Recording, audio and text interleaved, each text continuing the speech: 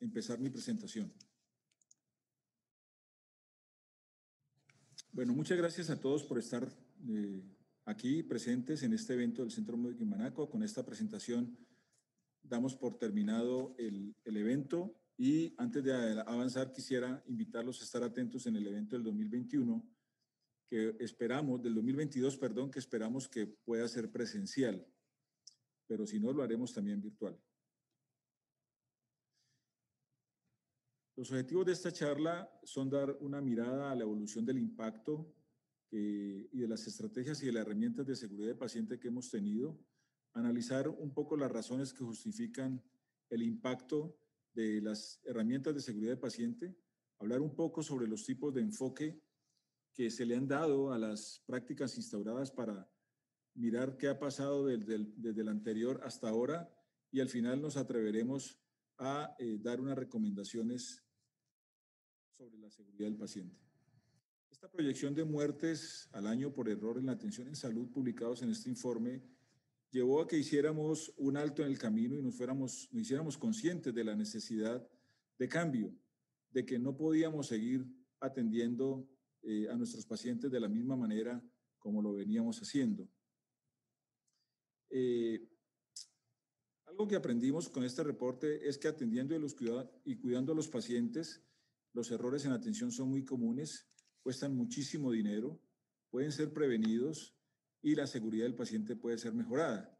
En el 2004, esto nos lo hizo ver el National Quality Forum cuando en esa época, a través de un consenso que hizo entre sus instituciones, identificaron a crear cultura de seguridad, como se ha mencionado en todas las anteriores charlas, como la primera práctica segura a implementar en las organizaciones. Es un poquito decepcionante ver cómo en el 2004 se identificó que crear cultura de seguridad debería ser la primera práctica segura y 2021, 17 años después, seguimos diciendo que crear cultura de seguridad debe ser la primera práctica. No es fácil, como lo dijo Ezequiel, es fácil decirlo, no es fácil lograrlo, y no es fácil lograrlo, sobre todo en nuestros países latinoamericanos, donde las condiciones son tan cambiantes y donde las legislaciones y los legisladores no están alineados con el cuento o el movimiento de la seguridad del paciente. En ese mismo año, la Alianza Mundial para la Seguridad del Paciente, hoy Programa de Seguridad del Paciente de la Organización Mundial de la Salud, conminó a todos los países miembros a que la seguridad del paciente en sus sistemas de salud debería ser una prioridad. Y como todos sabemos, a partir de entonces se crearon un montón de organizaciones gubernamentales y no gubernamentales que estaban destinadas a trabajar en pro de la seguridad de los pacientes. Ustedes ven en la diapositiva algunas de ellas, todas con el fin de tratar de evitar el daño evitable o prevenir, para decirlo de otra manera, los eventos adversos evitables. Eventos adversos que tienen múltiples asociaciones, asociados a los cuidados del paciente, asociados al diagnóstico, asociados a los procedimientos quirúrgicos invasivos, a la protección de los pacientes que nos buscan, asociados a la infección, al uso de tecnología biomédica, al manejo médico y algunos otros que no están considerados en estas diapositivas.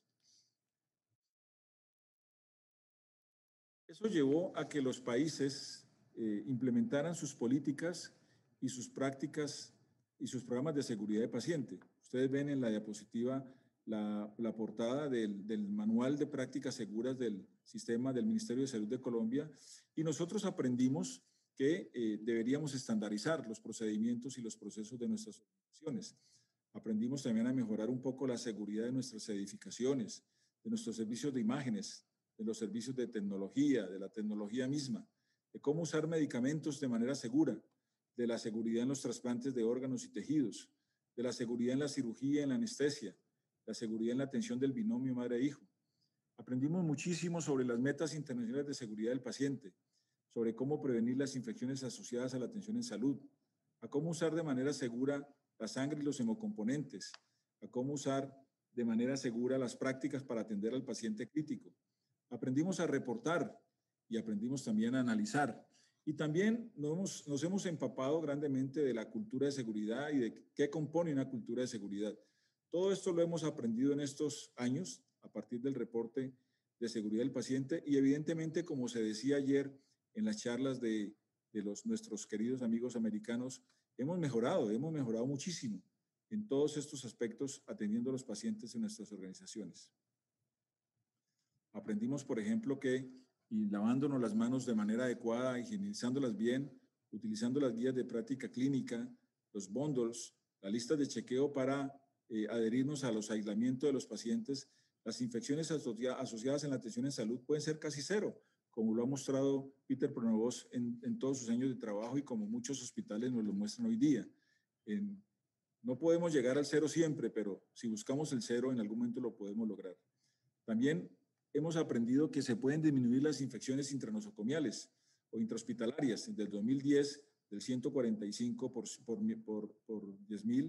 1000, perdón, al 2015 el 115 por 1000. Y que si utilizamos sistemas computarizados, podemos disminuir los eventos adversos asociados a los medicamentos, con la prescripción, con la legibilidad de la prescripción. También aprendimos que el uso de lista de chequeo nos puede ayudar grandemente a mejorar la seguridad en sala de operaciones en lo referente a la pausa quirúrgica y a la salida del quirófano. Sin embargo, a pesar de todo lo anterior, las cifras de eventos adversos que nos muestra la Organización Mundial de la Salud son aterradoras. A pesar de todo lo que se ha hecho, a pesar de todos los millones de dólares invertidos, todavía tenemos a los eventos adversos prevenibles como una de las 10 causas más importantes de muerte y discapacidad. 134 por cada 10 millones de eventos adversos al año ocurren en países en desarrollo, de los cuales ocurren 2.6 millones de muertes. Se hacen 7 millones de cirugías, de las cuales se complican, y de esas, 1 millón de esos pacientes posquirúrgicos muere. Hay errores de medicación todo el tiempo y atenderlos cuesta alrededor de 42.000 millones de dólares al año. Y como se decía ayer, en los servicios ambulatorios hay también una gran cantidad de eventos adversos. 4 de cada 10 pacientes del servicio ambulatorio sufren daños. Y de esos 10 pacientes, de esos 4 pacientes que sufren daño, el 80% de esos daños son prevenibles, básicamente asociados a errores en el diagnóstico, del cual nos hablaba ayer la gente de Harvard, la prescripción de los medicamentos y el uso de los medicamentos.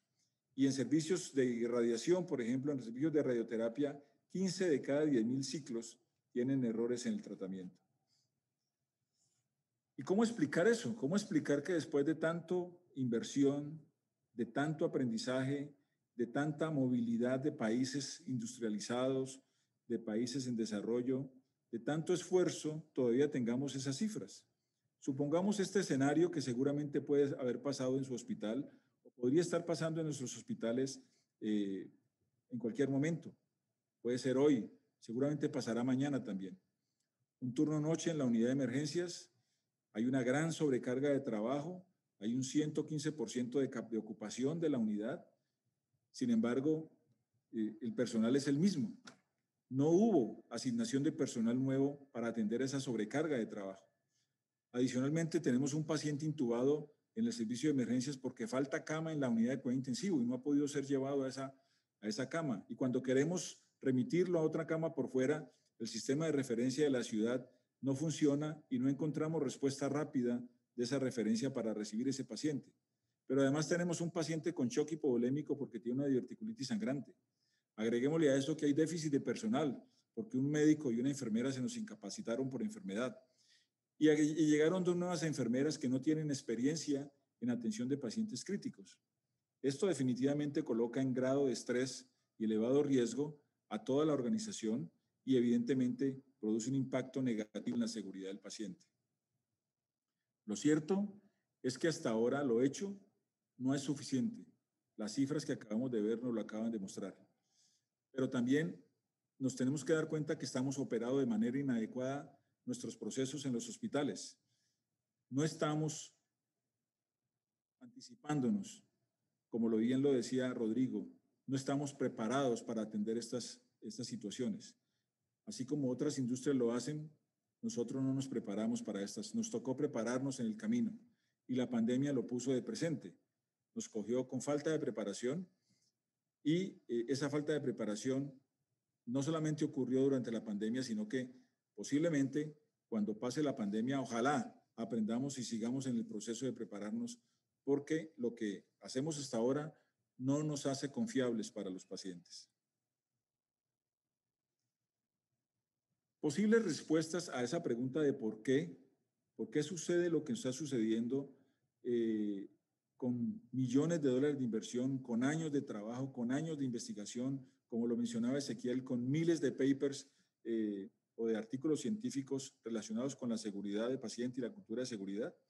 La primera respuesta que se les ha ocurrido a los gurús de esta ciencia es que todas estas actividades que nosotros hemos aprendido están enfocadas a la persona, están enfocadas a un individuo. Hacemos bundles para una persona que le vamos a colocar un catéter, o le vamos a insertar una sonda en su vejiga, o lo vamos a intubar, o hacemos una lista de chequeo para una persona que está en aislamiento. No tenemos enfoque sistémico, no miramos todas las posibles factores que intervienen en la atención, como bien nos lo mencionaba el profesor Rison en su esquema multifactorial, que otros llaman esquema del queso suizo, porque no tenemos en cuenta todos los factores que pueden afectar la seguridad de los pacientes. Otra segunda explicación es que seguimos siendo muy reactivos y no proactivos a la gestión del riesgo. No gestionamos la gestión del riesgo en las instalaciones, en el ambiente externo al sitio donde estamos trabajando. No gestionamos la comunicación y el trabajo en equipo, y por eso Ezequiel nos presenta una gran herramienta como es el de Team Steps, que ha probado ya efectividad y que ellos en el IEX vienen probando con gran fortuna en otros países de Latinoamérica y que van a empezar a probarla en Colombia. Ahí están las herramientas. ¿Por qué no hacemos uso de ellas? No gestionamos el riesgo de la tecnología. Muchos de nuestros hospitales siguen comprando la tecnología más barata, no la tecnología que le sirve al paciente. Tristemente, nuestro personal, no en todas las organizaciones se verifica su cualificación y los procedimientos en muchas ocasiones no están hechos por los expertos, sino por las personas que tienen que hacerlos, que a veces son con buena experiencia, pero no son las personas con la experticia necesaria para hacerlo. No le damos preferencia a la experticia sobre la experiencia. A veces sucede lo contrario. No gestionamos el riesgo de nuestros sistemas de información. Tampoco gestionamos el riesgo de infección, ni la de medicación, ni de los procesos de atención en general. Necesitamos ser más proactivos para gestionar el riesgo en la atención. Ayer hablaba Peter de los determinantes sociales, de la importancia de los determinantes sociales en cuando vamos a implementar una práctica segura. En Colombia, por ejemplo, no es lo mismo implementar una misma práctica en la costa Caribe que en la costa Pacífica o en el interior del país. Imagino yo que puede suceder igual en Argentina, en Santiago, en algún otro país latinoamericano. No tenemos en cuenta el contexto cultural y la complejidad de atención para poder implementar estas prácticas. Otras razones que nos llevan a explicar por qué estamos teniendo resultados inadecuados mejorando la seguridad de los pacientes es que, tristemente también, en muchas de nuestras organizaciones, la seguridad del paciente no es una prioridad para el liderazgo. Puede que sea prioridad para quien dirige la parte médica, para quien dirige la calidad en la institución, pero cuando se buscan los recursos y se busca esa prioridad en el nivel superior, en muchas situaciones no se encuentra una respuesta positiva a esa prioridad. Otra posible explicación es que los resultados de mejoramiento que se tienen localmente y no siempre se tienen, no son generalizables. Se tienen localmente para urgencias, pero no se tienen localmente para cuidado intensivo, ni localmente para el servicio de radiología, el servicio ambulatorio o para el servicio de hospitalización. Y además, por muchas circunstancias del medio ambiente, de los determinantes sociales, del contexto cultural de la institución y del país donde estamos trabajando, estos resultados no son siempre sostenibles en el tiempo. También es muy frecuente encontrar que cuando se reporta, en muchas situaciones no hay análisis. Si uno mira el sitio de reporte de eventos de seguridad de paciente en Colombia, por ejemplo, no encontramos nada más allá de las caídas y de las flebitis y de eventos adversos que no son tenidos en cuenta por estos entes reguladores. que un paciente que ingresa con apendicitis a un hospital y que se opera 30 horas después, cuando se operó y fue a operar limpio, se termina operándose en peritonitis, eso no se reporta como un evento adverso. Así que cuando se reporta no hay análisis, ¿sí? Y muchas veces se analiza, se identifican las oportunidades de mejora, pero no hay un seguimiento a la implementación de esas oportunidades de mejora. Y también no diseminamos el aprendizaje, no favorecemos a otros pacientes, a otras instituciones, nos dejamos ese aprendizaje para nosotros y no lo proyectamos a otras organizaciones porque lo quedamos guardado. Lo decía ayer el doctor Newton, el aprendizaje de ellos es para todos, para toda la red de los 140 hospitales. Nosotros estamos lejos de conformar esas redes, intentaremos en las organizaciones que tenemos redes al interior conformar estos equipos, pero una enseñanza y un aprendizaje importante es que lo que se aprende al interior de una sirva para evitar eventos adversos en las otras. Al final podríamos explicar esto diciendo, todo esto sucede porque no tenemos una cultura de seguridad. De nuevo, como lo mencionó en su excelente presentación nuestro apreciado amigo Ezequiel García. Podríamos concluir diciendo que necesitamos tener cambios en las políticas de seguridad de paciente que se generan al interior de las instituciones. Y idealmente el liderazgo debe ser efectivo. Y es muy importante aquí cuando hablemos del liderazgo, no estemos pensando en que nos estamos haciendo referencia al liderazgo del gerente general o del director médico, famoso y conocido en las instituciones latinoamericanas. No es ese liderazgo al que estamos haciendo referencia. Estamos haciendo referencia al liderazgo haciendo énfasis en todas aquellas personas que tienen bajo su mando o bajo su coordinación otras personas. Debe tener el enfoque sistémico y no individual. Si estamos en situación de pandemia, por ejemplo, y nos van a encerrar y los picos están aumentando, pues hagamos uso de personal temporal que tenemos en las organizaciones que debemos ya tener entrenado para poderlos allegar a los servicios para poder atender de manera adecuada la ola de nuevos pacientes que vamos a tener. Hay que medir y reducir el daño. No es simplemente medir. Medir por sí solo no mejora. Hay que analizar e implementar acciones para minimizar el impacto de esos daños o para evitarlo en un futuro. Como ya lo dijimos, necesitamos programar la gestión del riesgo y mirar cuáles son los riesgos en salud que tenemos en esta organización. No solamente el riesgo de la atención de un paciente, el riesgo de la atención del servicio, donde no estamos solo pacientes, sino que tenemos 15, 20, 30 pacientes e incluso más. Tener en cuenta los determinantes sociales cuando incorporamos al paciente en su atención, su cultura, su religión, sus necesidades. Esas determinantes son muy importantes al momento de entregarle una atención a un paciente. Debemos rediseñar hacia la prevención de la enfermedad. Nos mostraba ayer el doctor Newton cómo desde los centros específicos que tienen al interior del hospital o de sus centros ambulatorios, cómo se le hace seguimiento a esos pacientes y cómo se mira todo el proceso de atención para poderlos engranar dentro de esos servicios especializados y evitar que ese trabajo que se hizo previamente se pierda por falta de seguimiento. Necesitamos trabajar en el cuidado centrado en las personas y en la seguridad del paciente, como bien se mencionó en las exposiciones anteriores. Y por último, y lo mencionó Peter, lo mencionó el doctor Bates, la doctora Sonaili y el doctor Newton, tenemos que buscar la alta confiabilidad. Decir alta confiabilidad puede ser muy entendible, pero seguramente no podemos comprender qué significa la alta confiabilidad y por eso me voy a permitir hacer unas pequeñas precisiones al respecto de las organizaciones altamente confiables. Estas organizaciones se caracterizan por tres pilares fundamentales: el liderazgo, la cultura de seguridad de paciente y el mejoramiento continuo del desempeño. Cuando uno mira esos tres pilares, es el liderazgo el que apalanca las otras dos dimensiones, los otros dos pilares.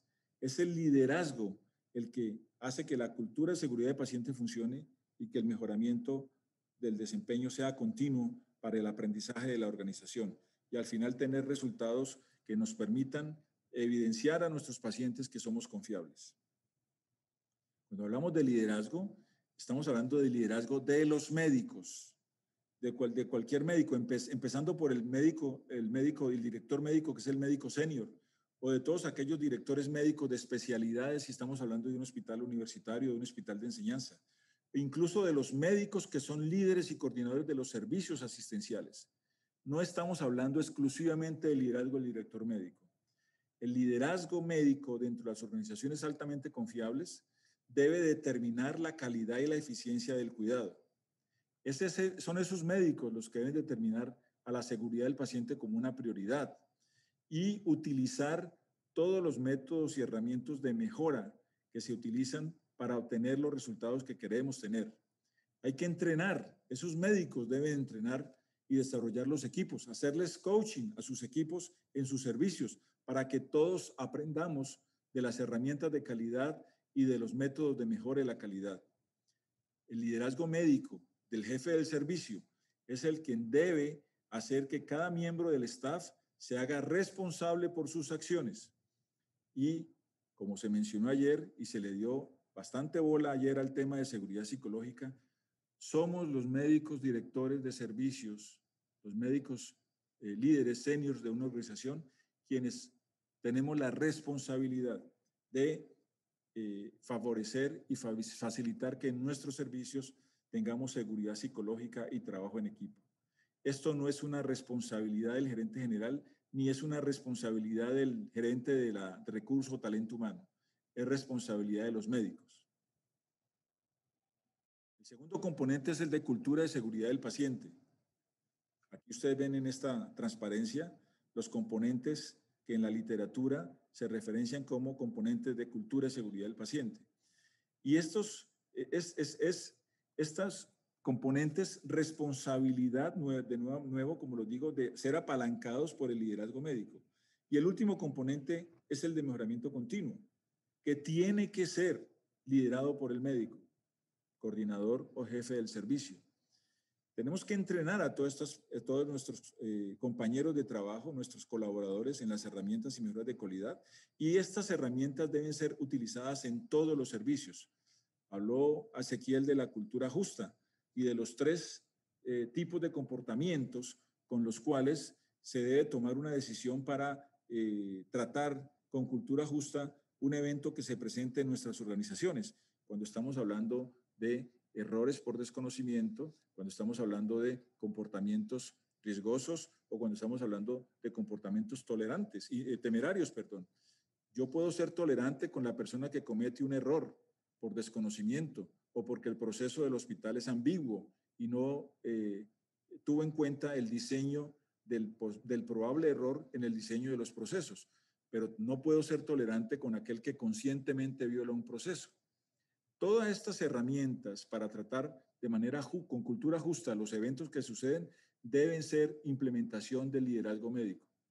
Y como ya lo dije, también es nuestra responsabilidad generar la seguridad psicológica del trabajo en equipo. Por último, el involucramiento de los pacientes es fundamental. Conocer su cultura, su contexto cultural, sus determinantes sociales, para tenerlo en cuenta en las decisiones en las que yo puedo tenerlos en cuenta para el mejoramiento continuo, con respecto, por ejemplo, a la comida, con respecto a la atención de enfermería, a los horarios de administración de medicamentos, etcétera, etcétera. Todas estas pilares son el liderazgo, la cultura de seguridad y el mejoramiento continuo los que nos llevan, trabajando en ellos, con un liderazgo médico fundamental, principal, a progresivamente tener organizaciones altamente confiables. Quiero al final establecer unas recomendaciones importantes. Necesitamos trabajar fuertemente en la cultura de seguridad. Quiero hacer énfasis en que la cultura de seguridad tiene muchos componentes, como ya lo vimos.